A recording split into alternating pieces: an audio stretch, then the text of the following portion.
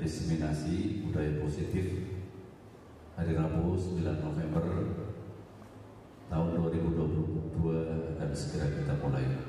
Mari Bapak Ibu, kita mulai acara pada pagi hari ini dengan membaca basmalah bersama-sama. Bismillahirrahmanirrahim. Lagu Kebangsaan Indonesia Raya. Hadirin dimohon berdiri.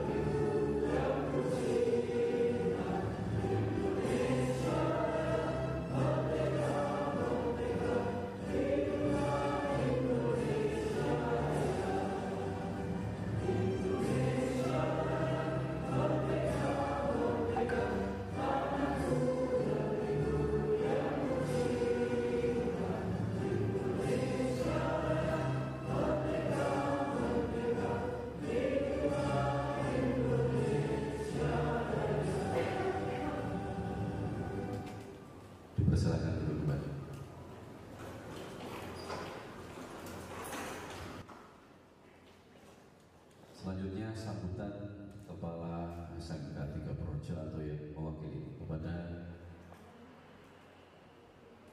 Bapak Kunchoro Edi, Wakil Kepala Sekolah Urusan Kurikulum, disilakan.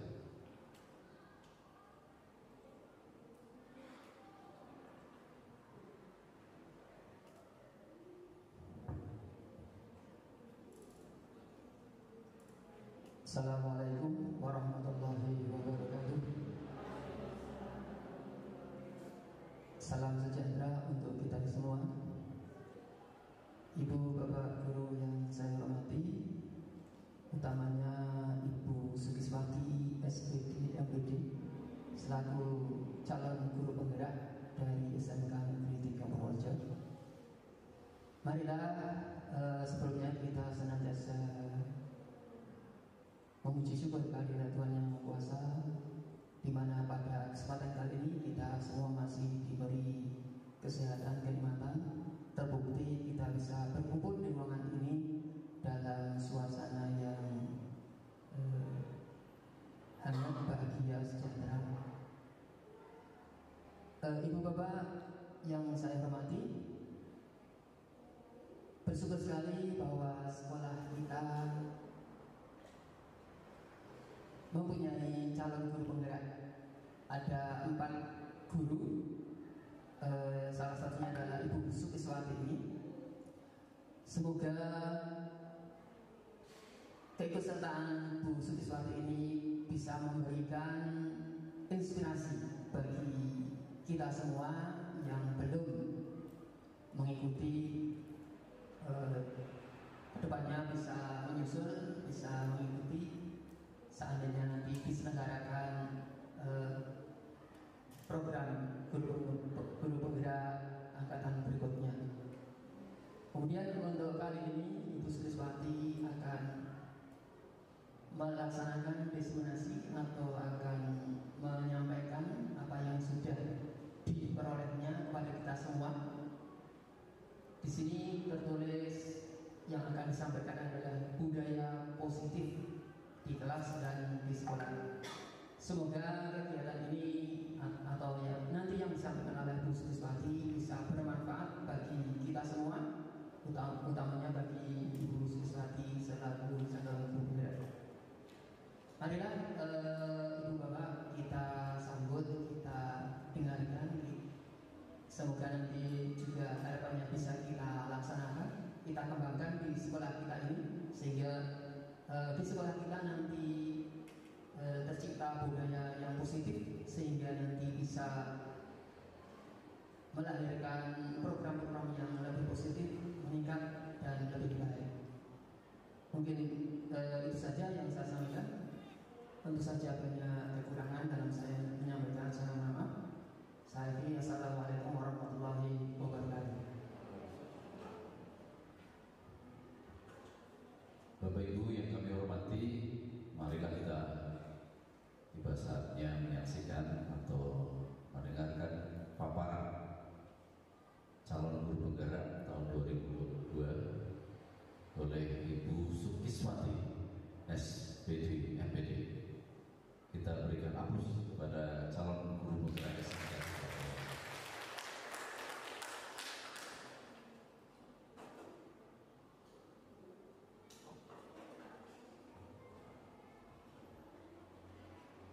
Bismillahirrahmanirrahim. Assalamualaikum warahmatullahi wabarakatuh. Bapak Ibu sehat semua hari ini ya?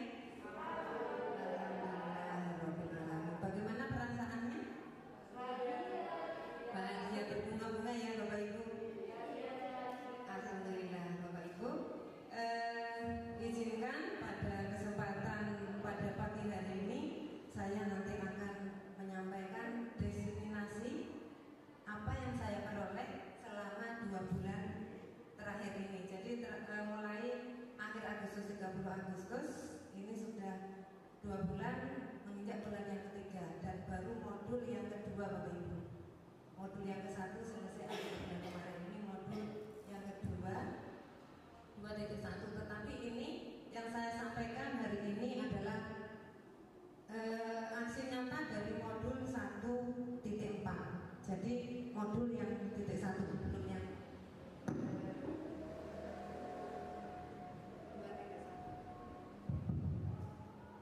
Bapak Ibu, sebelum kita mulai, Bapak Ibu mestinya sudah memberi tugas pada anak-anak ya. Sudah ya Bapak Ibu? Oh alhamdulillah, terima tidak ngajar. Terima kasih atas kehadirannya. Namun sebelum dimulai untuk memeriahkan biar suasana fresh, mungkin Bapak Ibu setiap hari barusan dari pagi mungkin ada yang masuk kelas memberi tugas, ada tugas lain di ruangan guru dan sebagainya. Baru Bapak Ibu kita bersama-sama menegakkan suasana untuk konsentrasi pada kegiatan hari ini. Bapak Ibu nanti saya akan memberi arahan pada panjenengan. Kalau saya mengatakan semut, Bapak Ibu tahu semut besar atau kecil? Kecil, berat. Ya, kalau dengan gajah besar mana? Ya, semut gajah, semutnya kecil, gajahnya besar ya. Ini kalau saya bilang semut, semut itu kan kecil. Tangan Bapak Ibu gini. Tapi kalau saya mengatakan gajah, kebalikannya gajah itu kan besar. Nah, cilik. Nah, ini ya. Boleh ya. Jadi kita latihan konsentrasi seperti kalau kita di kelas, sebetulnya kita juga perlu latihan konsentrasi untuk mengikuti setiap sesi kegiatan. Bapak Ibu, siap ya? Oke? Konsentrasi, konsentrasi dimulai. Semut, semut, semut, gajah,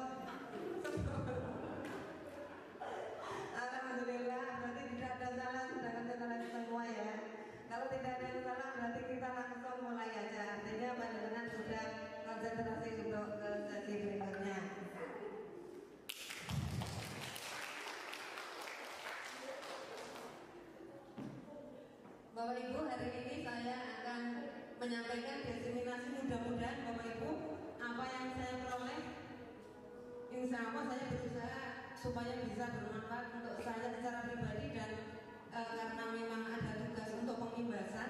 Dan ketika saya pertama kali mendaftar CGB, Bapak Kepala Sekolah memang meminta nanti semua CGB harus menularkan kepada teman-temannya. Dan mudah-mudahan apa yang saya sampaikan hari ini bermanfaat Bapak Ibu. Temanya diseminasi budaya positif di kelas dan sekolah. Saya adalah, namanya sudah apa semua ya, Bukis semua. Kemudian saya adalah CGB angkatan 6 Kabupaten Purworejo. Sekarang saat ini sudah angkatan ke-8 Bapak Ibu. Kalau Bapak Ibu besok mau mendaftar berarti angkatan yang ke-9. Masih ada banyak kesempatan Bapak Ibu. Nah, Bapak Ibu, setelah saya mengikuti kegiatan ini, sebetulnya saya merasakan banyak sekali ilmu Bapak Ibu yang selama ini tidak pernah terpikir di benak saya.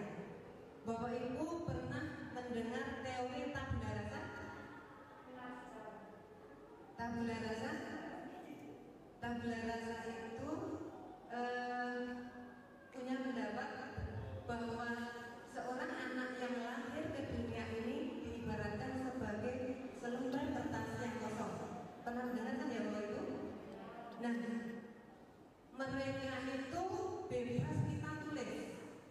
Kita mau bentuk anak model yang seperti apa, yang mungkin menjadi anak yang suka seni, anak yang suka matematika, anak yang suka pengetahuan sosial, itu terserah kepada kita, pendidik dan orang tuanya. Tetapi Bapak Ibu, setelah saya ikut kegiatan CGB, ternyata kita punya satu sosok putra bangsa yang luar biasa, dan selama ini kita hanya mendengar tadi lewat di telinga kita saja. Siapa beliau? Beliau adalah Ki Hajar Dewantara.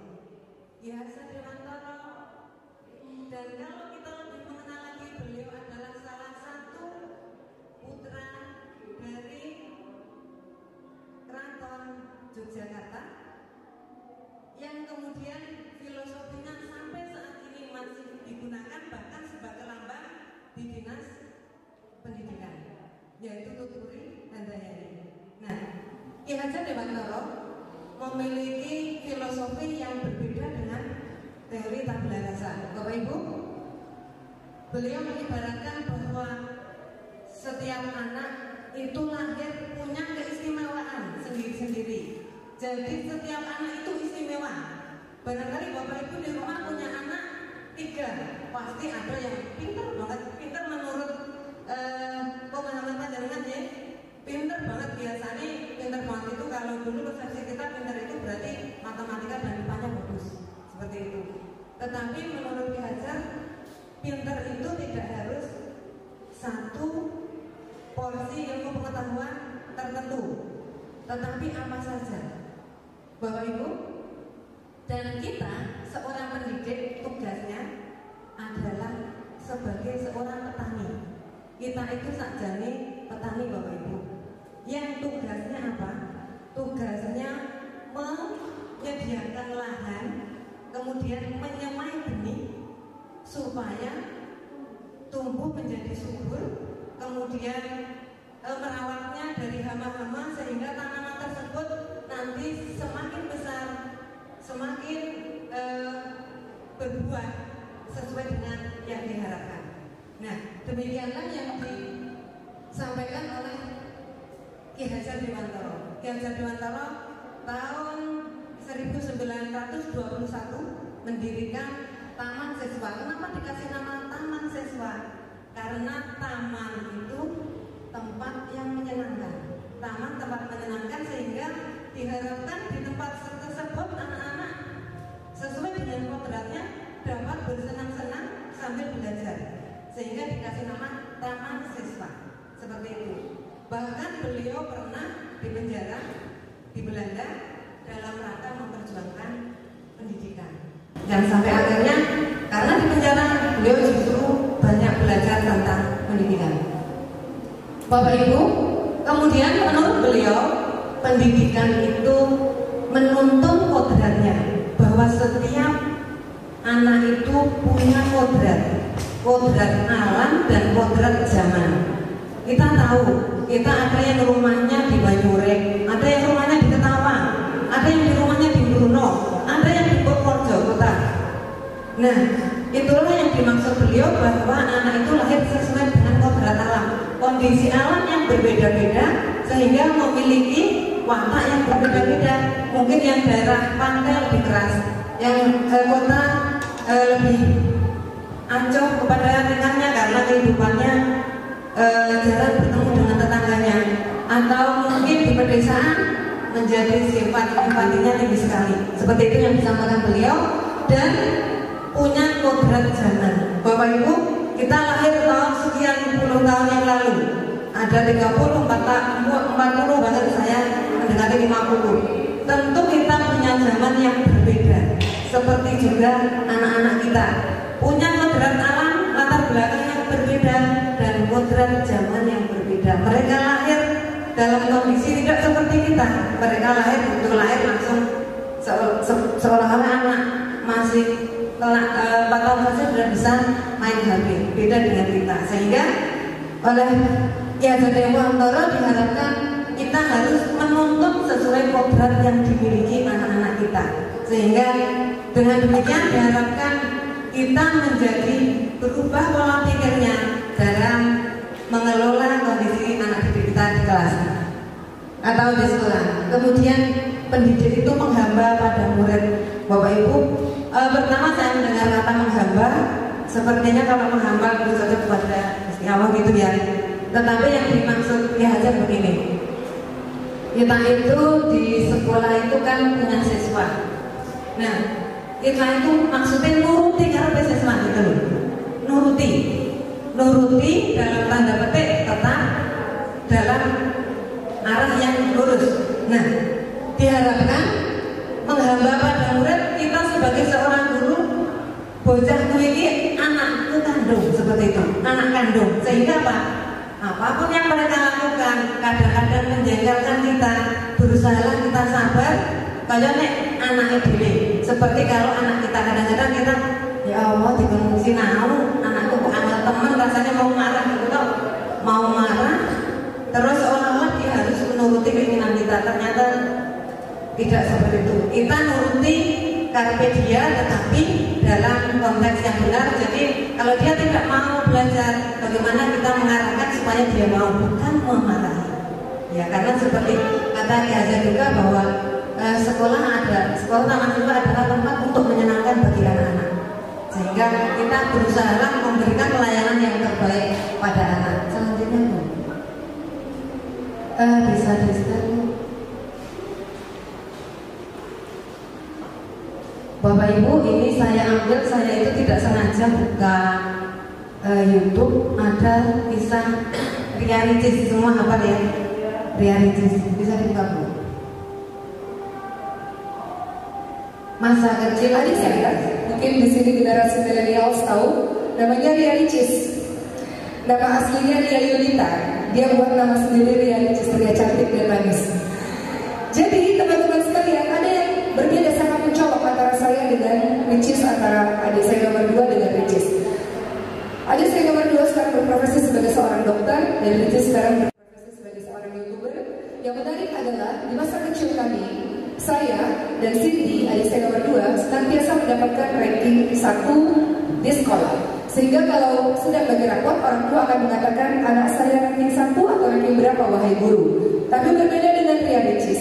Ria Ricis, kalau muridnya di kelas ada 25 orang, dia ranking 23 teman-teman sekalian, atau ranking 24, atau ranking 25, paling belakang. Jadi kalau orang tua saya ambil rapor, orang tua akan mengatakan, wahai ibu guru, bapak guru, anak saya naik kelas atau tidak. Jadi pertanyaannya beda. Kalau pertanyaan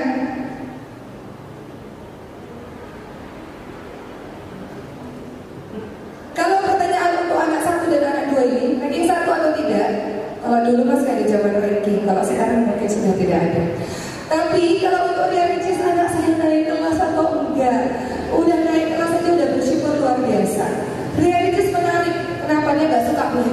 sekolah, teman-teman sekalian. Jadi kalau ada apalagi pelajaran hitung-hitungan, kalau ada pelajaran hitung-hitungan yang dia lakukan adalah ibu saya mesti ke guru izin ke UKS. Jadi cari-cari alasan supaya nggak belajar pelajaran hitung-hitungan karena dia sangat tidak suka dengan pelajaran berhitung. Lalu apa yang dilakukan oleh kedua orang tua kami? Apakah kedua orang tua kami mengatakan, Ricis, ikutin dong kakakmu yang ranking 1 itu. Ricis, ikutin dong kakakmu yang pintar itu. Sepanjang saya bersama dengan orang tua saya dan dengan adik-adik saya tidak pernah mendengarkan kalimat tersebut. Ayah dan ibu saya hanya mengatakan, apa yang kamu suka? Dan Ria Ricis sangat menyukai pelajaran yang berbau seni. Semua pelajaran seni nilainya sempurna. Tapi kalau pelajaran matematika dan pelajaran IPA lainnya, nilainya memang rendah. Tapi orang tua mengatakan, apa yang kamu suka? Saya suka pelajaran seni. Oke, jadilah kamu hebat dalam bidang seni tersebut. Jadi orang tua kami mengajarkan bahwa setiap anak memiliki kecerdasannya masing-masing, memiliki potensinya masing-masing, dan skill atau potensi tersebut oleh orang tua kami betul-betul didukung, teman-teman sekalian.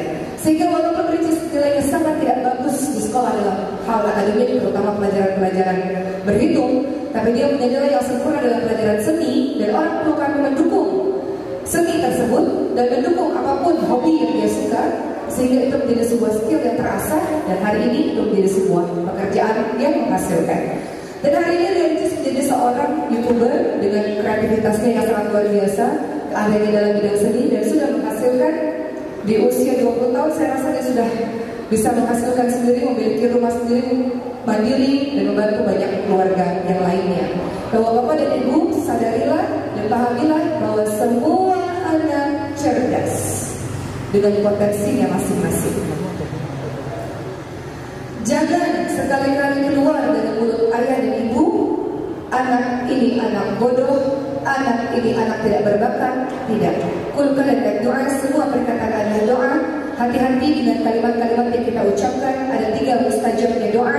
Doa orang yang dizalimi, doa orang safar, dan doa dari orang tua kepada anaknya. Dan semua perkataan adalah doa. Jangan ucapkan atau melebeli anak-anak kita dengan kalimat-kalimat yang membuat dia kehilangan kepercayaan dirinya, kawan-kawan sekalian. Ria Ricis menjadi bukti yang saya sendiri bagaimana orang tua kami tidak pernah merendahkannya, tidak pernah mengucilkan semangatnya, justru orang tua kami mendukung, dan sekarang dia menjadi seseorang sesuai dengan minat dan bakatnya. Minum Indomil susu steril, lembut, rasanya. Bagaimana Bapak Ibu? Adik saya, mungkin di sini generasi milenials tahu, namanya Ria Ricis. Bapak Ibu, bagaimana menurut panjenengan semua setelah melihat video tadi? Ada perubahan mindset sekarang? Ada ya, alhamdulillah. Karena kita punya anak 3, mesti beda ya belajar ya. Iya, punya anak 3 berbeda, dan tugas kita adalah mengantarkannya menjadi manusia yang bahagia, baik untuk dirinya sendiri maupun masyarakat. Seperti itu. Baiklah, lanjut Bu. Bapak Ibu, pada kesempatan ini kita akan sampai, tadi sudah tentang peserta didik, sekarang budaya positif. Bapak Ibu, budaya positif adalah sesuatu yang kita usahakan supaya menjadi baik di lingkungan sekolah, atau keyakinan-keyakinan universal, artinya semua orang bisa menerima yang bisa diterapkan di sekolah. Nah, kita selama ini selalu mengontrol anak, tetapi posisi kita mengontrol anak kadang-kadang tidak terkendali. Nanti di belakang saya akan menyampaikan lebih jelasnya. Sekarang lanjut dulu. Bapak Ibu juga mestinya di sekolah sering menerapkan pada siswa kata disiplin. Bapak Ibu kalau mendengar kata disiplin, apa yang Anda pikirkan? Kamu disiplin, berarti harus apa? Patuh. Kadang dihukum, tertib, kudu manut. Seperti itu kan Bapak Ibu? Bapak Ibu, sebetulnya disiplin yang seperti itu akan membuat anak kita selalu merasa salah, merasa bersalah. Jadi kamu telat, kemudian oh kamu orang nggak Pak Guru, oh kamu selalu anak bodoh dan sebagainya. Disiplin kata-kata yang negatif sering membuat anak terpikir dan itu terbawa Bapak Ibu, terbawa bisa sampai mereka tua, bahkan lulus. Saya sering mendengar Bapak Ibu di sekeliling saya masih ingat guru SMP-nya buang pol.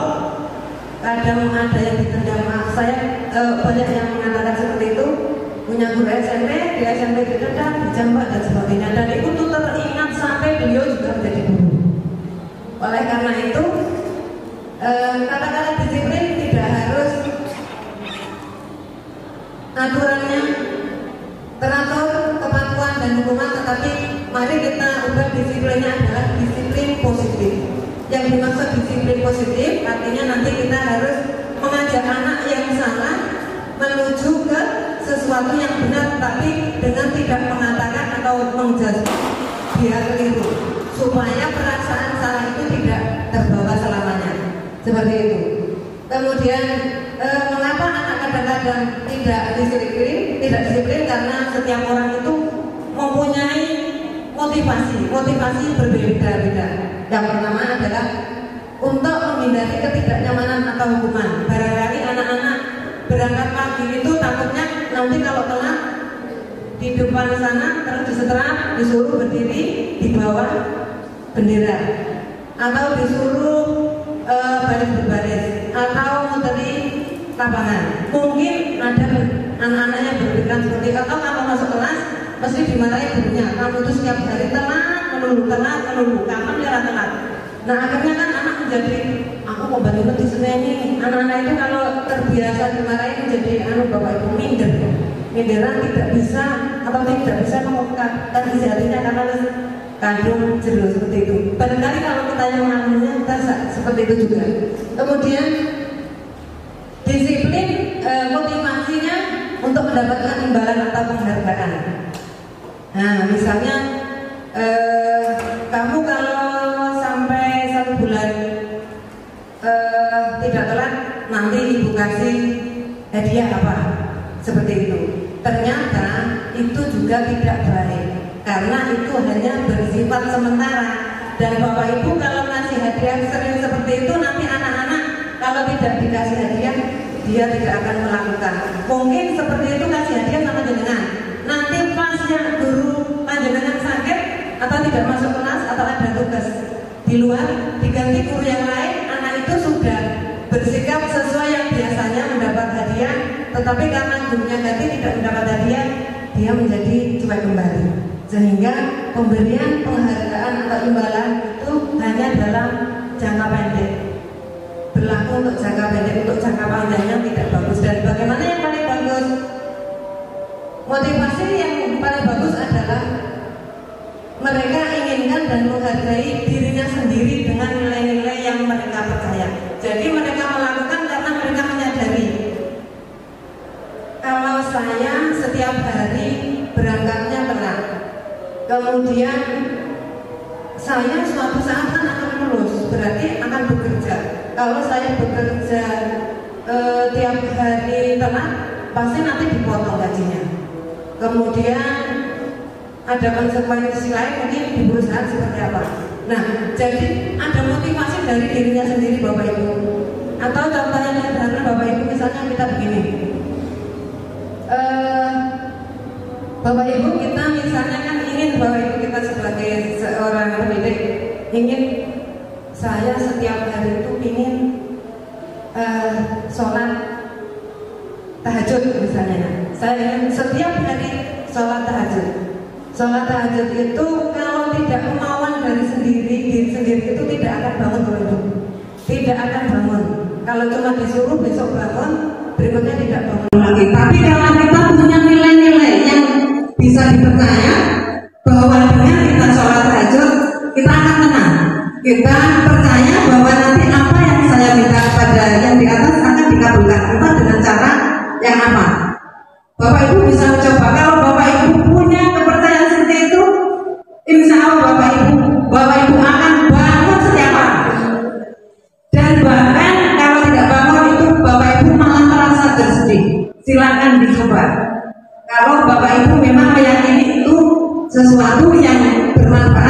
untuk saya. Bisa dicoba Bapak Ibu, insya Allah bisa seperti itu. Nah, itu motivasi yang ketiga. Jadi motivasi ketiga tersebut sebaiknya juga kita tanamkan pada siswa-siswi kita, sehingga motivasi untuk berbuat baik, untuk disiplin itu dari dirinya sendiri, bukan karena diperintah. Barangkali Bapak Ibu juga berangkat sekolah telat pun mungkin motivasinya yang mana saya juga tidak tahu. Mari kita introspeksi diri di antara tiga itu, motivasi apa kita berangkat supaya tidak telat. Pasti ada sesuatu, dan siswa-siswi kita pun pasti juga punya alasan di antara tiga tersebut. Kira-kira kalau siswa-siswi kita itu motivasinya yang mana Bapak Ibu? 1, 2, 3.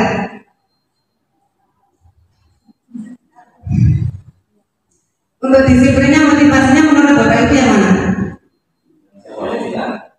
Yang siswa-siswi, mereka disiplin, berangkat tepat waktu, di kelas pakaiannya juga rapi, berangkat. Yang motivasinya karena menghindari hukuman. Yang ketiga, alhamdulillah berhasil menemukan yang ketiga. Bapak Ibu yang lain? 1, 2, 3. 1, 2, 3. Ada yang 1, ada yang 2. Ya, alasannya gimana? Karena saya yakin setiap siswa punya latar belakang berbeda, dan temannya di sekolah kita dengan beragam juga. Jadi dari SMP yang berbeda juga mempengaruhi, ternyata terbukti kita semua tahu. Dan akhirnya dari SMA itu punya 1, 2. Porsinya berapa persen kira-kira? Untuk kalau persennya hampir sama ya. Hampir sama ya. Sama, tapi tidak menutup kemungkinan juga yang ketika juga berbeda. Terima kasih tepuk tangan yang bersama. Betul, menurut saya juga seperti itu Bapak Ibu. Pasti ketiganya ada, tetapi presentasinya itu yang belum kita ketahui. Tapi saya yakin ada seperti itu. Baiklah, selanjutnya Bapak Ibu, saya ada kasus.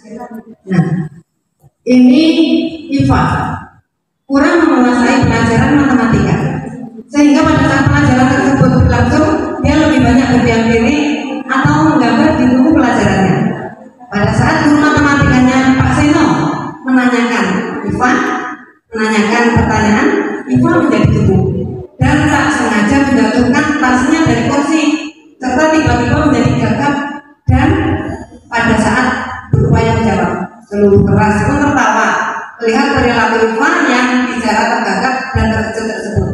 Pak Seno pada saat itu membiarkan teman-teman IFA menertawakan IFA yang tergagap dan malu luar biasa, dan malah minta IFA untuk maju ke depan dan berdiri di depan kelas sambil menunjuk hidungnya karena tidak bisa menjawab pertanyaan Pak Seno. Kelas semakin gaduh dan anak-anak pun tertawa melihat IFA di depan kelas memegang ujung hidungnya. Bapak Ibu, Anda panjenengan semua setuju dengan sikap Pak Seno? Tidak ya Bapak Ibu. Seharusnya gimana Pak Seno Bapak Ibu? Ya benar. Anggap saja saya Bu Seno ya. Bu Seno. Saya tidak setuju karena saya tidak pernah menyuruh siswa sehingga siswanya itu menjadi gugup. Tapi kalau siswa saya memang ada yang tidur, tidak memperhatikan pelajaran matematika. Nah, pas kebetulan ini siswanya ada di sini yang ketiga anaknya. Di kelas 10 kuliner 2. Ada yang tidur. Itu saya marahkan dia. Kalau saya, kenapa kamu tidur? Katanya begadang sampai malam. Mengapa begadang sampai malam? Tidak bisa tidur. Terus kamu begadang ngapain saja? Itu mainan HP. Untuk apa mainan HP? Ya menunggu biar bisa tidur. Seperti itu. Jadi dia tidak tergagap dan teman-temannya juga tidak tertawa karena ternyata teman-temannya juga sama mainan HP. Demikian dulu. Matematika, alhamdulillah ternyata sikap puji patut kita ada di jempol luar biasa. Kita secara tidak sadar sekarang mulai Bapak Ibu. Kemudian itu yang dilakukan Pak Seno, hukuman atau konsekuensi Bapak Ibu? Hukuman atau konsekuensi? Hukuman ya Bapak Ibu, karena dia kemudian mempermalukan siswanya. Lanjut Bu. Bapak Ibu, ini kita akan masuk ke berikutnya, restitusi, konsekuensi dan hukuman. Bapak Ibu, bisakah ada salah satu yang memberi gambaran singkat yang panjenengan tahu di antara restitusi, konsekuensi dan hukuman, adakah? Adakah Bapak Ibu? Kalau tidak ada, ini mau berhenti di mana ya?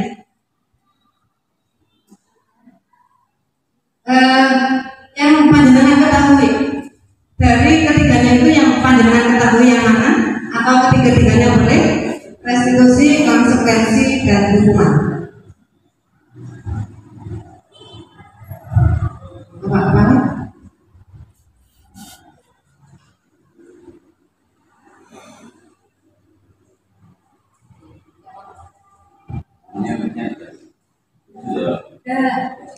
Enggak, pengalaman jenengan ada sepengetahuan jenengan dari sana semua.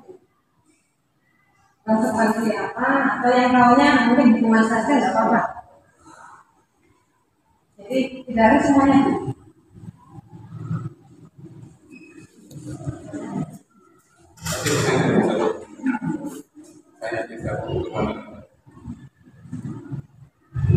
Baik, terima kasih Saudara.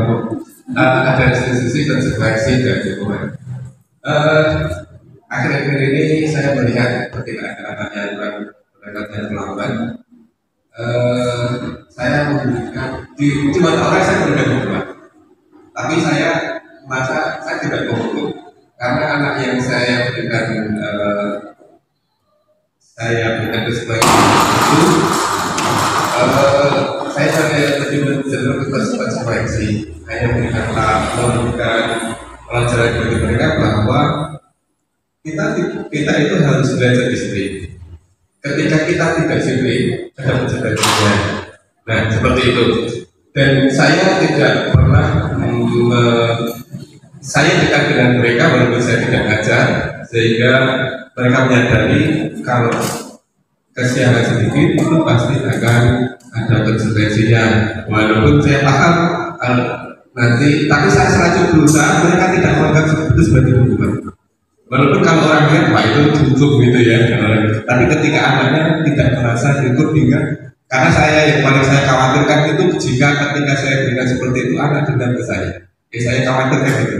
Atau dia sakit hati, yang saya hindari itu. Jadi orang lihat itu saya betul, tapi saya memberikan kesadaran kepada mereka.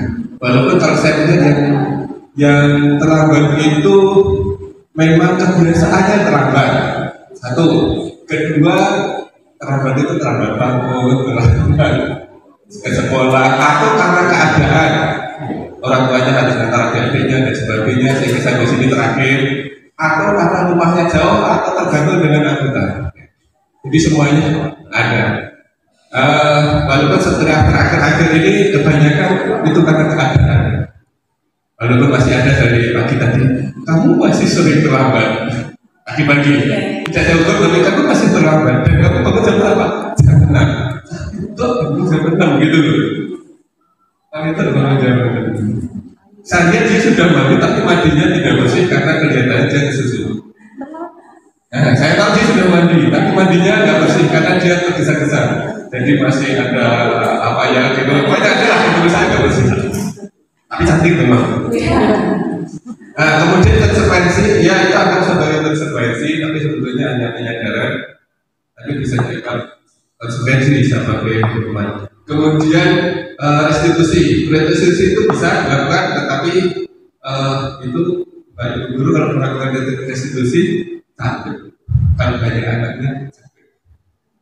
Karena harus nagih dari pengganti karena drama pasti ada penggantinya, itu sampai bagi bapak guru capek. Memangnya kalau sudah salah yang diberi konsekuensi selesai. Gitu. Tapi awal-awal saya lihat masih ada yang di teman-teman ada anak kerabat sampai dulu ceramah itu betul itu memberi nasihat, tapi kok kegiatannya menyebarkan dan mendengarkan ceramah Bapak Ibu. Kamu harus dipikir dari sini, dari sini, dari sini. Sebenarnya Anda sudah tahu kan? Itu jadi ada hukuman konsekuensi. Semuanya ada baik buruknya.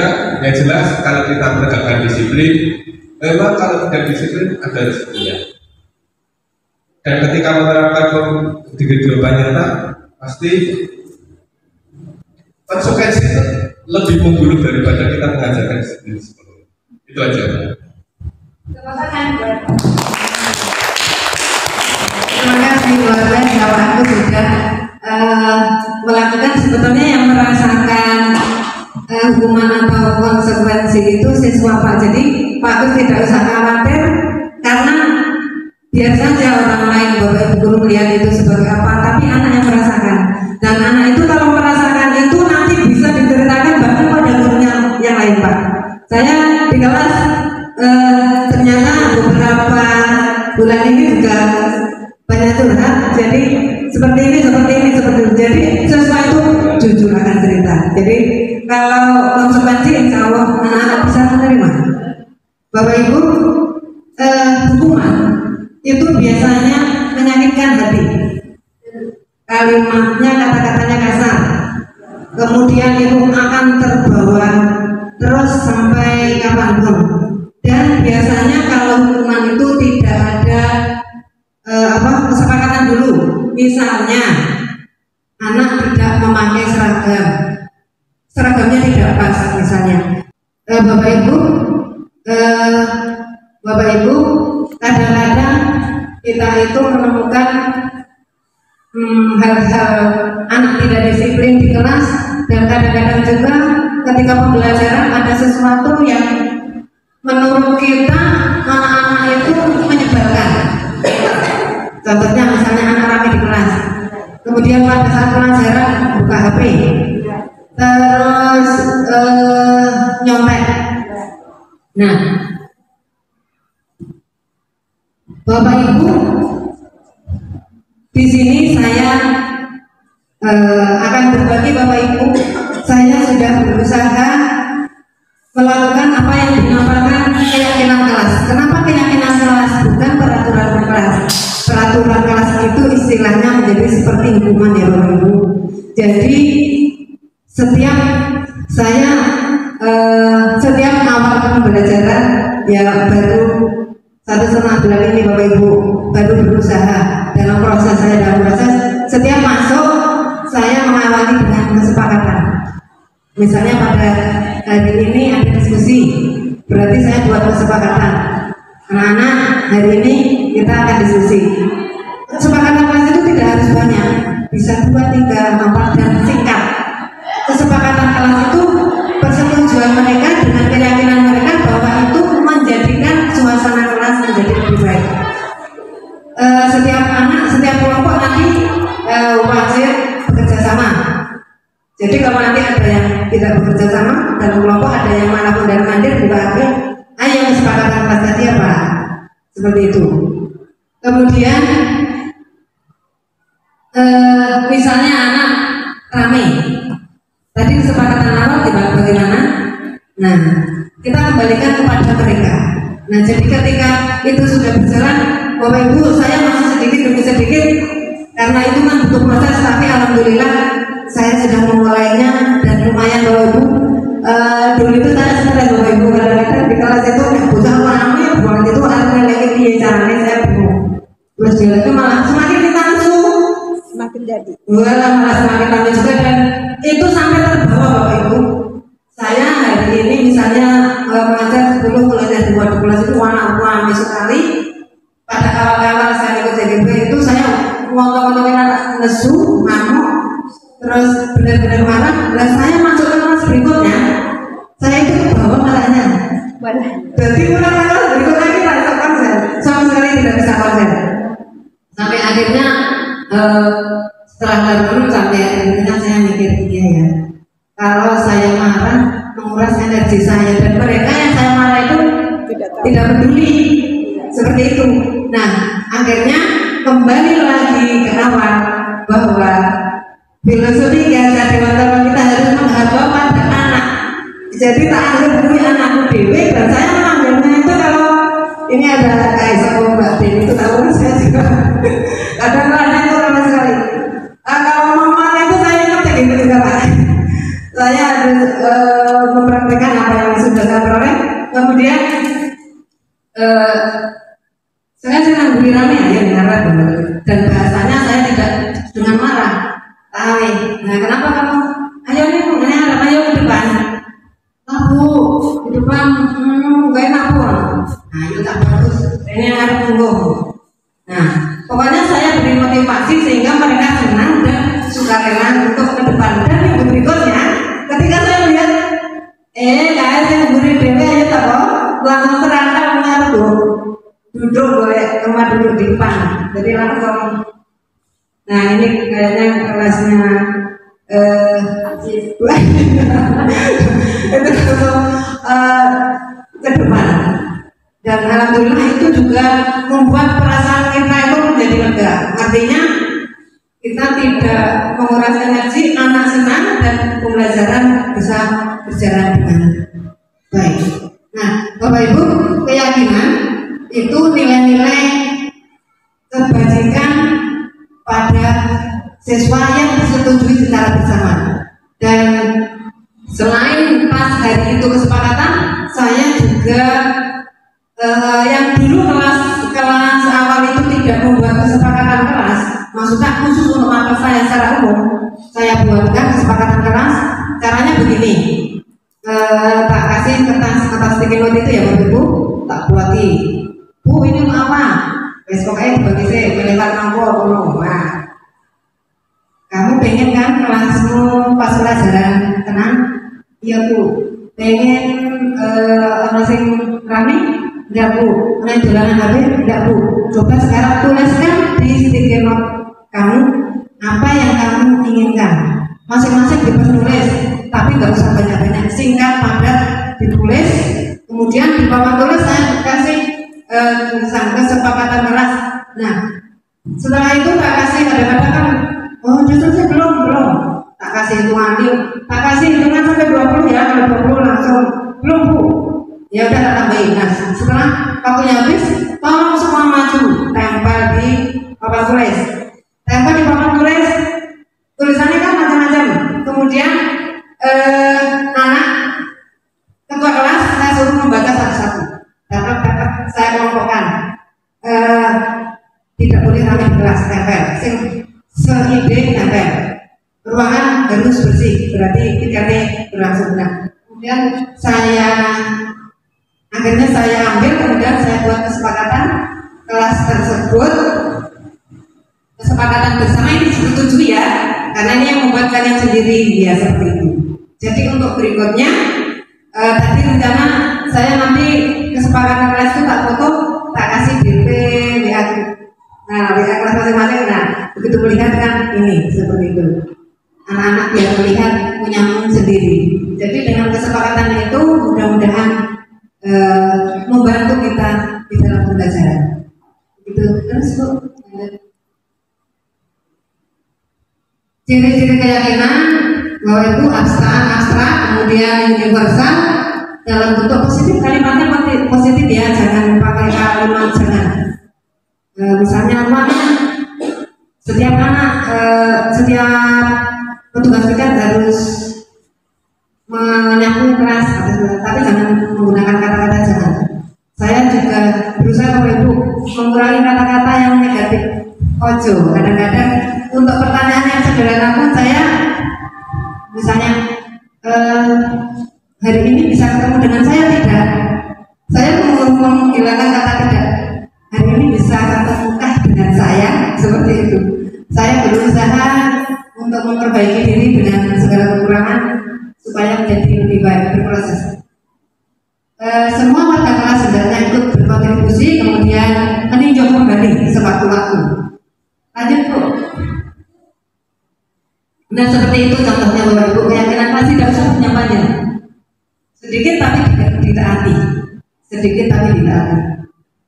Bapak Ibu sebetulnya kalau kita berusaha di kelas membuat anak nyaman, sebetulnya kita berusaha untuk diri kita untuk tidak capek. Bapak Ibu, saya sudah merasakan dulu kalau mengajar itu capeknya luar biasa. 1 hari 8 jam pelajaran, alhamdulillah pelan-pelan mereka yang aktif dan saya merasa sebetulnya pernah ya seperti itu. Dan buat kita juga sudah merasakan ya. Tanya? Sangat bahagia Ibu dan Bapak Guru hebat dalam penerapan disiplin positif restitusi. Salah satu program yang dikembangkan adalah 5 posisi kontrol. 5 posisi kontrol dalam restitusi adalah proses perjalanan seorang pendidik agar dapat mengenali dirinya. Pada video kali ini, kita akan membahas tentang 5 posisi kontrol yang dikembangkan oleh Diane Gosel dan contoh penerapannya.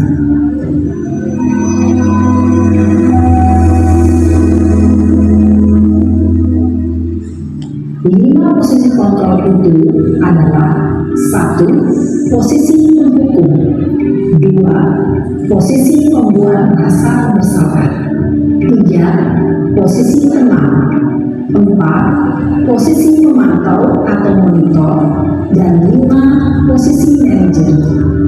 Untuk lebih memahami kelima posisi tersebut, mari kita saksikan kasus Naren yang terlambat hadir 20 menit di sekolah dan melihat bagaimana kelima posisi kontrol dalam menghadapi masalah tersebut.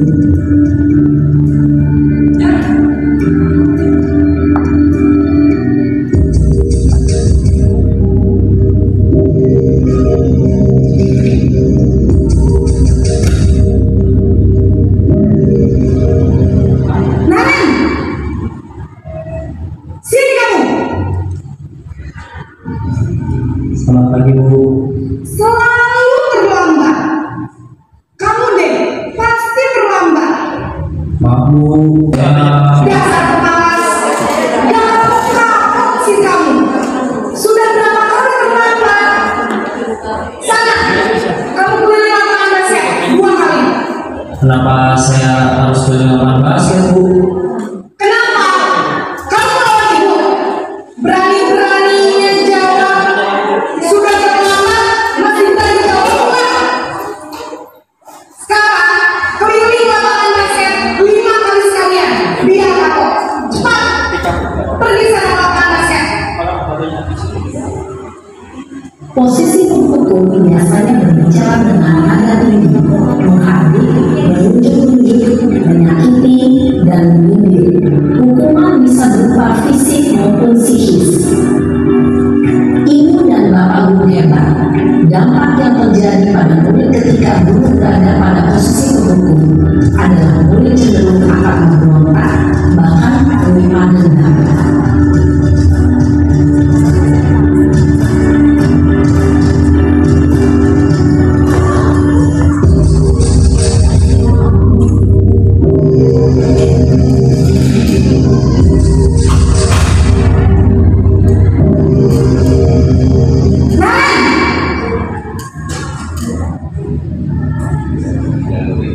Selamat pagi, Bu. Naren, kamu kenapa terlambat lagi, nak? Ya Tuhan, Naren, kamu senang ya bikin ibu susah ya? Kalau kamu terlambat lagi, nanti ibu yang ketemu sama kepala sekolah, nak. Disangka ibu tidak bisa membina kamu. Duh, gimana ini? Maaf, Bu. Duh, Gusti Naren, kamu suka ya kalau ibu ketemu sama kepala sekolah? Terus, sekarang ibu harus tulis apa ya di buku absen? Ini kamu sudah sering terlambat loh. Ibu harus apa coba? Maaf, Bu. Maaf sekali. Ya sudah, lain kali jangan bikin ibu susah lagi ya, nak ya. Ibu tidak akan kuat lagi kalau kamu gini terus. Bisa jantungan kalau ibu tegur bapak kepala sekolah. Sana cepat kelas. Maaf ya, Bu. Maaf sekali. Posisi membuat rasa bersalah, berbicara dengan nada tenang, cenderung lembut, namun kata-kata yang diutarakan membuat murid merasa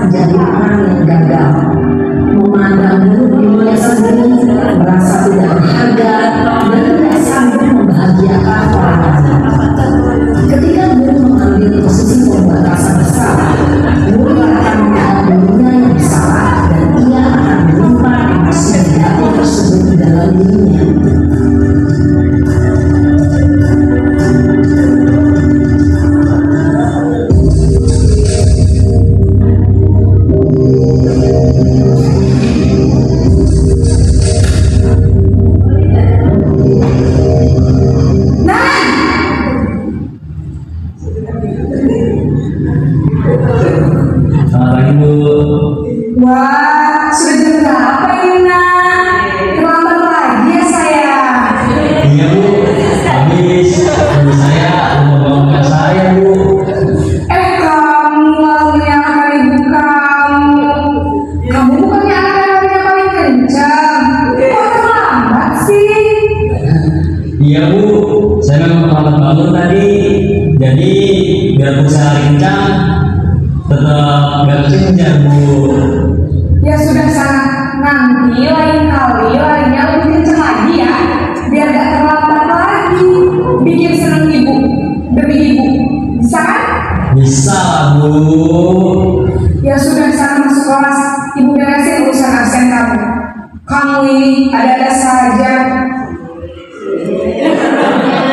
Dalam sesi teman, guru berbicara dengan nada suara ramah, akrab, cenderung bersenda gurau untuk menjaga suasana tetap santai. Murid akan merasa senang, aman, dan akrab dengan guru. Identitas yang tercipta adalah identitas sukses atau berhasil. Namun, perlu diingat, karena ini masih bersifat eksternal, maka ada faktor ketergantungan dari murid kepada orang tertentu. Di sini guru absennya, sehingga di lain waktu murid bisa berperilaku baik, namun hanya kepada orang-orang tertentu saja.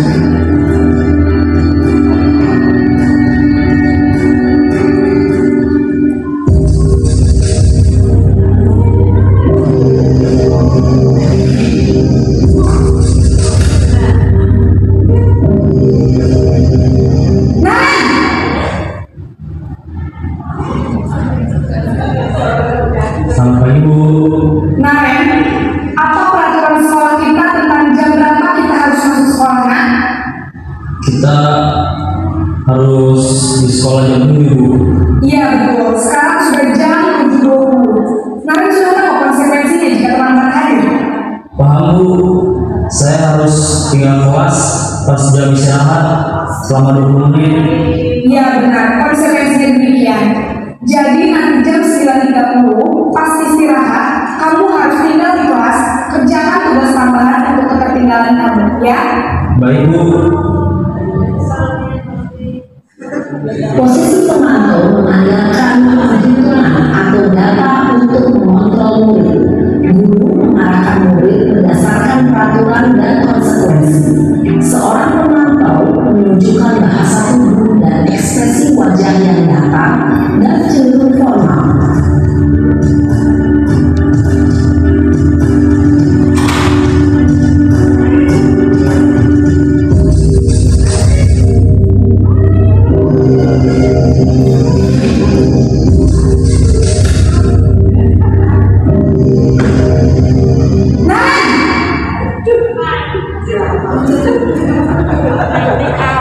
Selamat pagi Bu.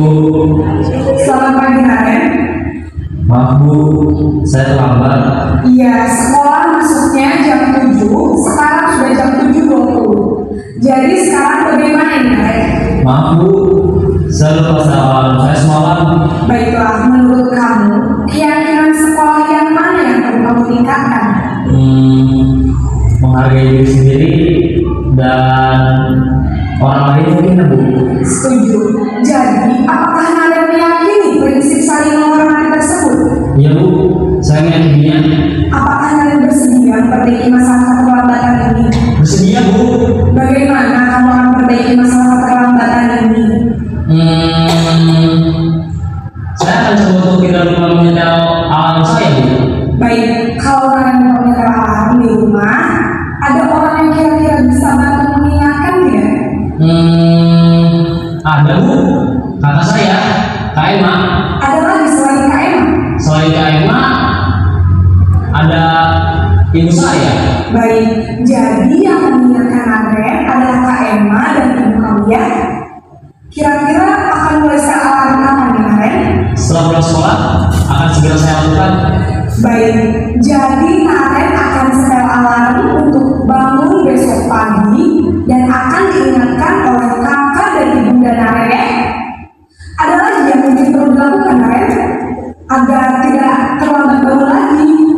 Tidak ada, Bu. Baik, Marian. Terima kasih untuk kerjasama kamu. Sekarang kamu boleh kembali ke kelas untuk belajar. Baik, Bu. Terima kasih. Posisi manajer adalah posisi kontrol yang disarankan untuk membimbing murid memiliki sikap disiplin yang positif, yaitu murid yang mandiri, bertanggung jawab, dan dapat memecahkan masalah. Tujuan dari posisi ini adalah agar murid dapat berefleksi atas tindakannya. Guru akan dengan tulus memberikan pertanyaan-pertanyaan bermakna, sehingga membuat murid dapat belajar dari kesalahannya dan mencari sebuah solusi untuk menyelesaikannya. Ibu dan bapak guru hebat, setelah mengamati adegan kelima posisi kontrol tadi, kira-kira posisi mana yang paling ideal? Posisi mana yang dapat menunjang motivasi intensif murid? Ya, tentu posisi manajer. Posisi ini memang posisi ideal yang ingin dituju setiap pendidik. Pada posisi inilah, guru dapat menerapkan disiplin positif dan melihat pada murid yang memerdekakan murid. Perjalanan seorang pendidik tentunya tidak mudah untuk sampai pada posisi seorang manajer. Namun, tujuan kita pasti, yaitu menciptakan murid-murid yang mandiri, merdeka, dan bertanggung jawab. Semoga penggambaran 5 posisi kontrol yang telah diperlihatkan ini dapat menjadi ajang refleksi bagi kita semua, agar dapat terus mengasah dan menerapkan disiplin positif yang memerdekakan murid. Mari terus berdoa. Bapak Ibu, kita sudah mempelajari 5 posisi kontrol. Bapak Ibu berada posisi yang mana, Bapak Ibu? Posisi sebagai penghukum, sebagai teman, Kenyataan atau harapan? kenyataan dulu. Kenyataannya dulu kita pada posisi yang mana selama ini? Bisa 5-5-nya. Bisa 5-5-nya. Kenapa bisa 5-5-nya, Bu Puji? Ada kalanya anak itu memang perlu dihukum. Karena ketika dihalusi tidak bisa, ya ternyata mereka pengennya dipaksa. Seperti misalnya seperti ini. Karena menurut saya ada yang tiap hari terlambat, sudah di BP, sudah ditangani oleh BP, kalau saja terlambat, sudah dihukum suruh lari depan guru oleh bapak kepala sekolah masih terlambat. Jadi kita saya tanya, kenapa kamu tetap bertahan dengan keterlambatan kamu? Dia bilang, kenapa kamu terlambat? Bangunnya kesian. Jam berapa kamu bangun? Setengah 7 itu berbeda. Jadi ketika itu kamu punya HP bagus, buat apa HP-mu? Nah, seperti itu. Kata-kata saya perbalakan kesannya seperti menghukum. Karena dengan pertanyaan-pertanyaan seperti itu tuh, ya akhirnya disitakan. Nah, buat apa punya HP bagus kalau tidak disitakan? Misalnya setelah alaminya sudah disetel, kenapa kamu nggak bangun? Berarti kamu terbiasa dengan kata-kata seperti itu kan, jadi itu kan kata-katanya istilahnya kasar. Seperti itu ada kalanya setelah dengan kata-kata saya seperti ini, besoknya ternyata besok lagi kamu kalau bertahan dengan sikap lagi ini, ya kamu tidak akan apa istilahnya tidak akan berubah selamanya kamu akan. Kan kata-katanya dengan segalanya itu hukuman, tapi ternyata beres. Terima kasih Bu Puji, rebahan Bu Puji. Kemudian harapan kita, bagaimana Pak Iden harapan kedepannya siswa-siswi kita? Kita tahu tujuan pembelajaran lewat video ini. Bahwa kita selama ini kan terkumpul pada pola-pola hukum itu ini sudah kita tidak merafik itu, kita ada di dalam itu. Dan akhir dari video itu memang kita berharap semua jadi manajer. Jadi yang itu menjadi pembelajaran kita ke depan, kita akan menjadi manajer seperti itu. Dan ini fungsinya kita ketemu sampai berhasil.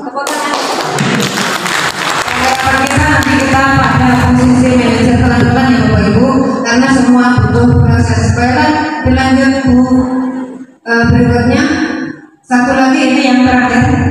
ini sudah 20% sahur, kemudian selesai, ini sudah dulu video seterusnya.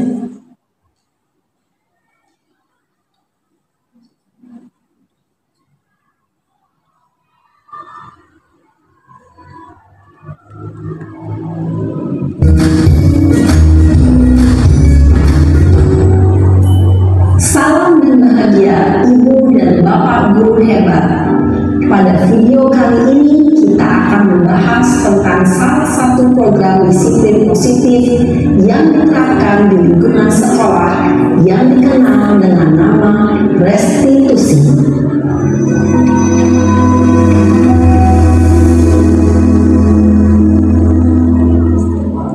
Restitusi dikembangkan oleh pakar pendidikan Diane Dawson berlandaskan pada teori kontrol Dr. William Gleason.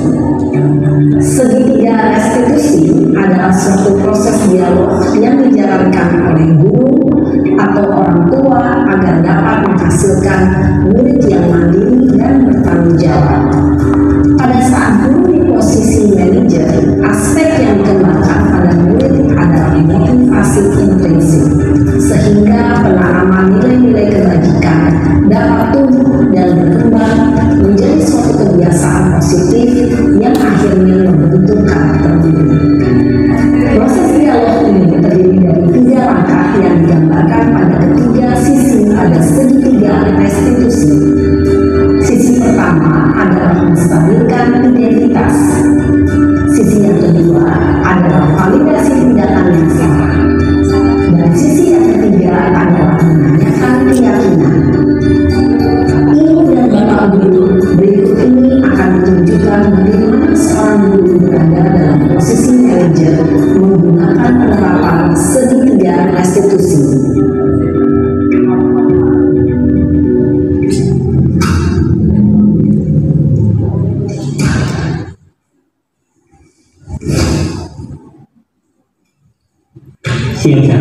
Siang Pak.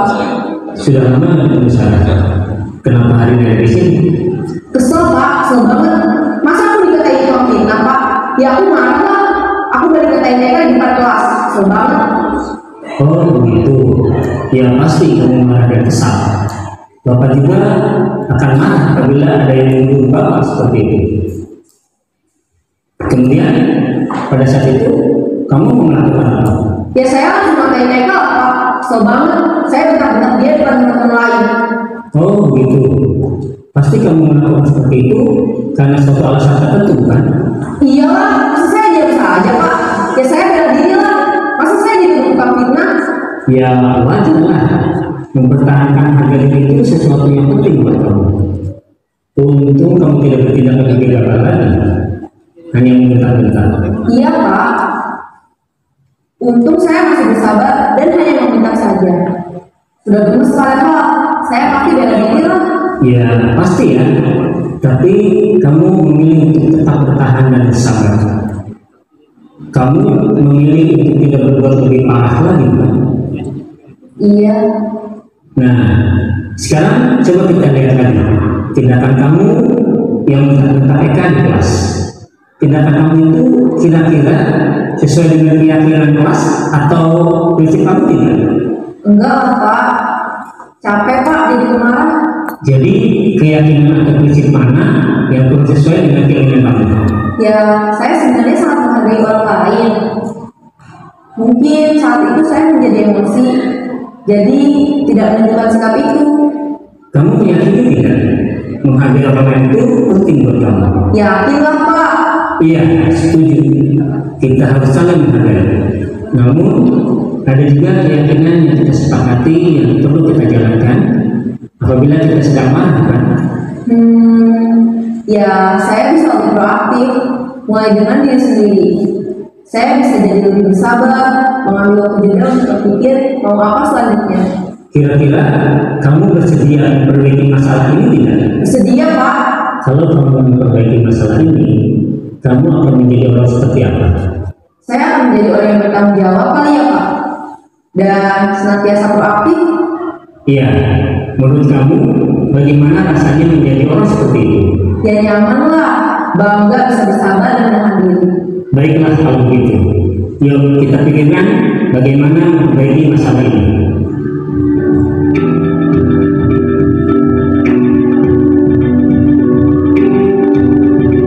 Ibu dan Bapak guru hebat, baru saja kita menyaksikan contoh bagaimana seorang guru berada dalam posisi manajer menggunakan penerapan segitiga restitusi. Mari kita bahas satu persatu. Pada sisi pertama, menstabilkan identitas berdasarkan pada prinsip bahwa membuat kesalahan adalah bagian dari proses pembelajaran.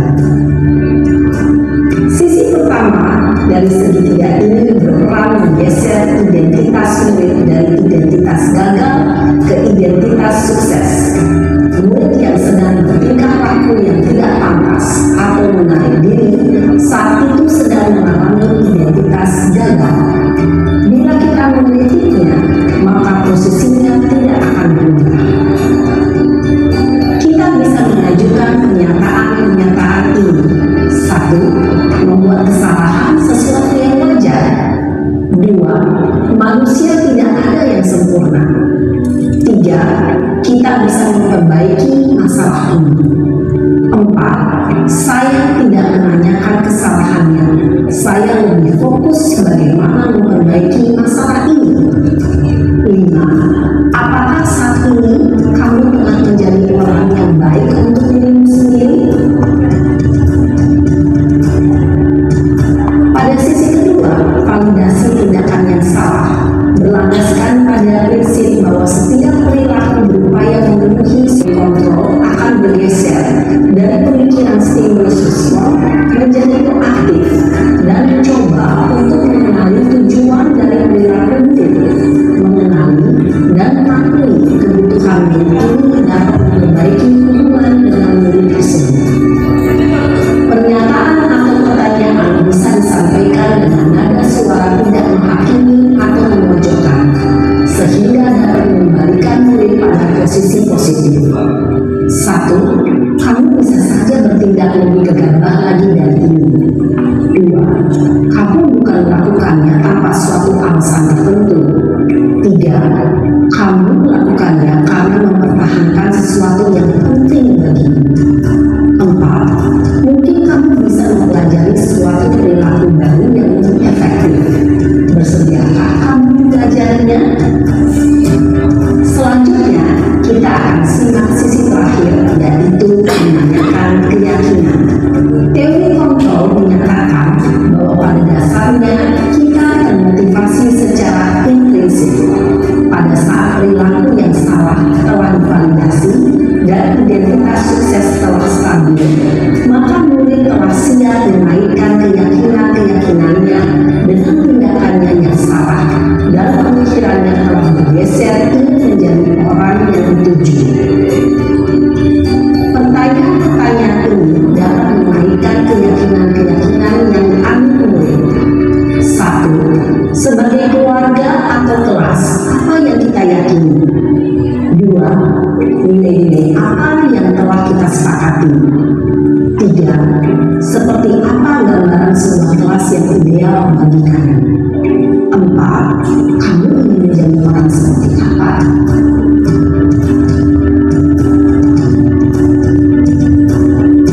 Dalam menerapkan segitiga restitusi, perlu diperhatikan beberapa hal, yaitu 1. Perilaku yang salah perlu dikaitkan dengan nilai-nilai atau keyakinan-keyakinan yang telah disepakati atau dituju.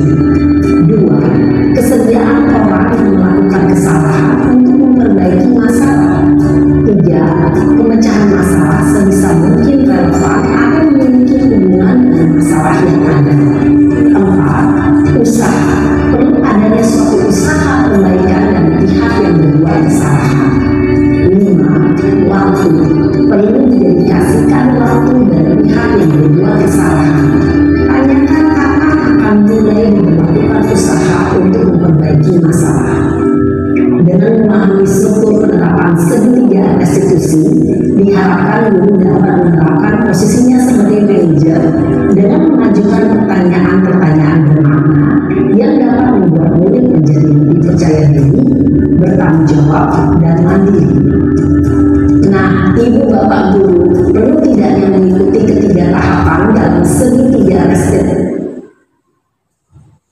Bapak Ibu, kita terakhir Bapak Ibu tadi menyaksikan video segitiga apa Bapak Ibu? Segitiga restitusi. Segitiga restitusi Bapak Ibu, segitiga tersebut recommended untuk dilaksanakan kepada siswa-siswi kita ketika ada masalah.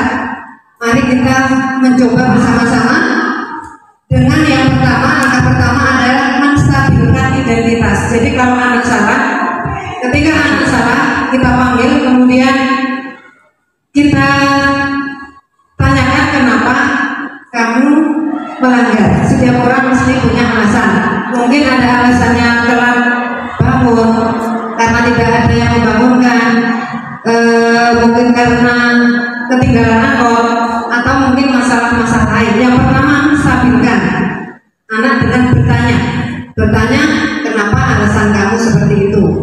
Bisa melakukan hal seperti itu. Kemudian yang kedua, kita validasi tindakan yang salah.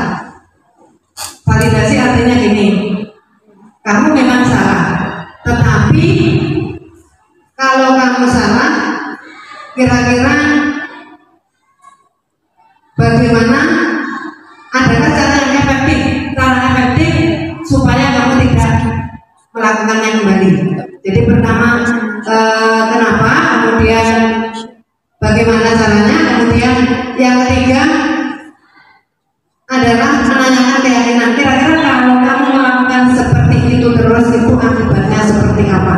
Memang tidak mudah Bapak Ibu, tidak mudah untuk melaksanakan ini, tapi mari kita bersama-sama nanti kita coba menggunakan segitiga restitusi ini untuk menciptakan disiplin positif. Lanjut Bu.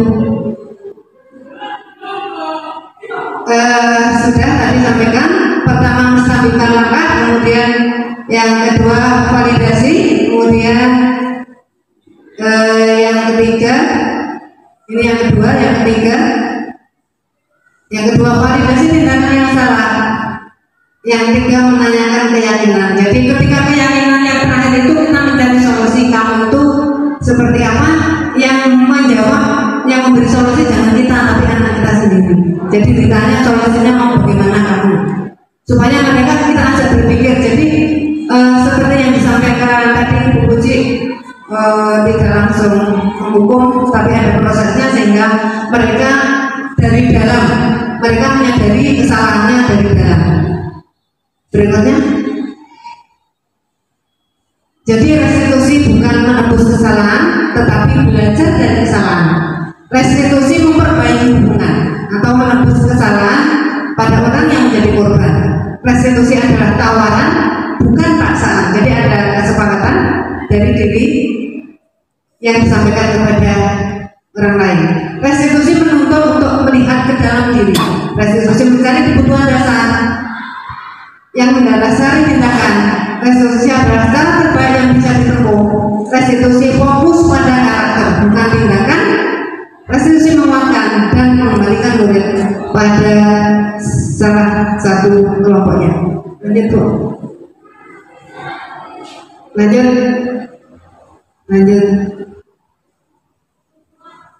Yang terakhir aja.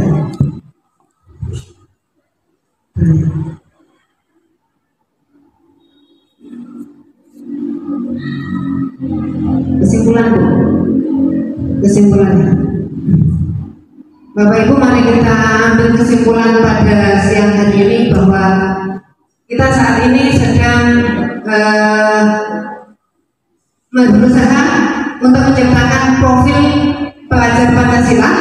Di antaranya adalah dengan budaya positif di sekolah, dan profil pelajar Pancasila selaras dengan tujuan pendidikan nasional dan pemikiran Ki Hajar Dewantara, yaitu beriman dan bertakwa kepada Tuhan, berakhlak mulia, sehat, berilmu, cakap, kreatif, mandiri, dan menjadi warga negara yang demokratis.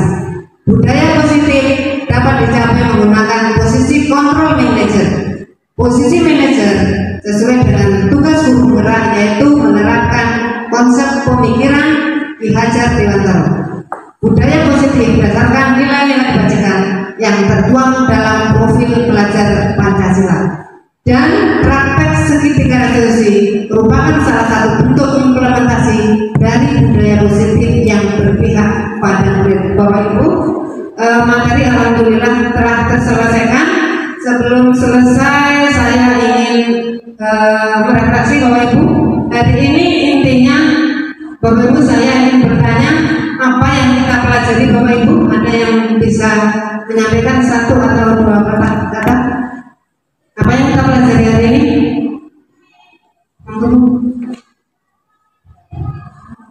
Terima kasih. Hari ini pelajaran yang sangat berharga bagi seorang guru. Yang dapat saya ambil intinya, kalau ada murid yang salah atau tidak tertib atau tidak disiplin, kita tidak harus menghukum semau kita. Ya, jadi harus kita telaah dulu kenapa dia sampai tidak disiplin, sampai tidak patuh, sampai tidak atau sampai terlambat. Nah, itu harus kita terus dulu. Nah, baru nanti kita sebagai guru harus bersikap bagaimana kita mengatasinya. Jadi kita tidak boleh mengetes itu menyalahkan murid. Itu yang saya inginkan. Terima kasih tepuk tangan. Satu lagi Pak Bun. Apa yang kita pelajari hari ini Pak Bun? Menurut saya yang kita pelajari kali ini sesuai judulnya budaya positif. Ternyata setelah mempelajari yang Ibu Sris tadi sampaikan, masih banyak hal-hal yang utamanya pada diri saya sendiri itu belum sesuai, dan ini menginspirasi untuk kita menuju ke hal yang lebih positif lagi. Untuk teknisnya ya seperti yang sudah disampaikan oleh Ibu Sukis maupun Ibu Yuni, kita harus ya mau tidak mau kita arahkan menuju ke posisi kontrol sebagai manajer. Itu. Terima kasih Pak Bun. Bapak Ibu, dan terakhir sebelum saya akhiri hari ini, Bu minta tolong dibagikan. Tolong Bapak Ibu dituliskan, akan saya kumpulkan pertanyaannya sederhana sekali. Bapak Ibu tolong nanti menuliskan setelah mengikuti kegiatan ini apa yang menjadi harapan Ibu untuk sekolah kita, sekolah masa depan seperti apa yang menjadi harapan Bapak Ibu semua.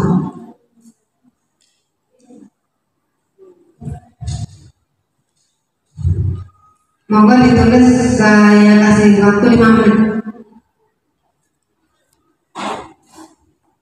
Sekolah impian seperti apa yang panjenengan harapkan dari SMK Negeri 3 Purworejo?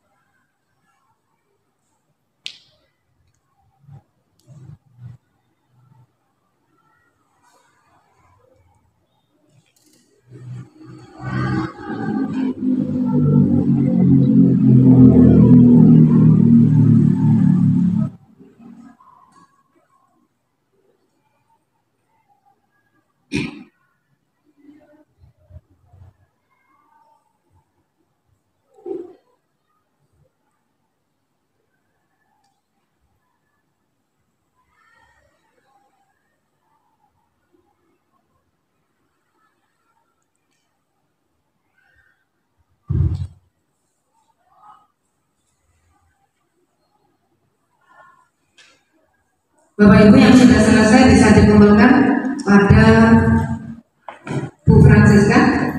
Monggo.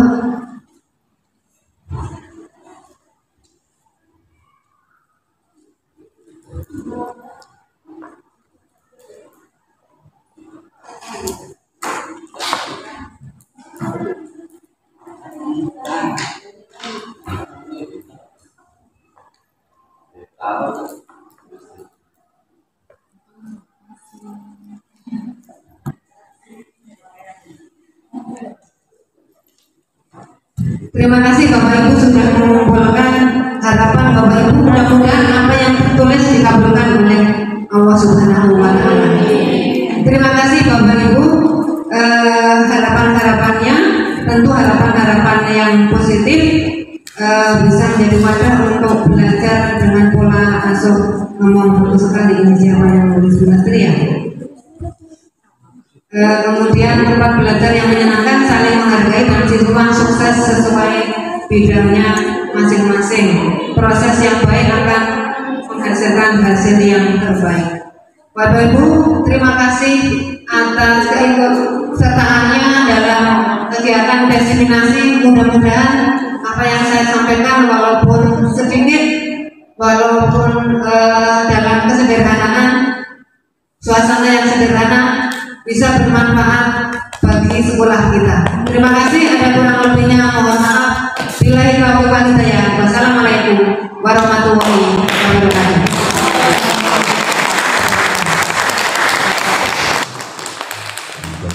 Segera mendiseminasikan hasilnya nanti setelah betul-betul menjadi guru penggerak. Terima kasih untuk pertemuan hari ini. Mari kita akhiri dengan bacaan tahmid. Alhamdulillahirabbil alamin. Assalamualaikum warahmatullahi wabarakatuh. Assalamualaikum warahmatullahi wabarakatuh. Saya Kuncoro Edi, Wakakurikulum SMK Negeri 3 Purworejo. Di sini saya akan memberikan testimoni tentang program calon guru penggerak. Di SMK Negeri 3 Purworejo untuk kali ini ada 4 orang calon guru penggerak. Salah satunya adalah Ibu Sukiswati SPG MPD.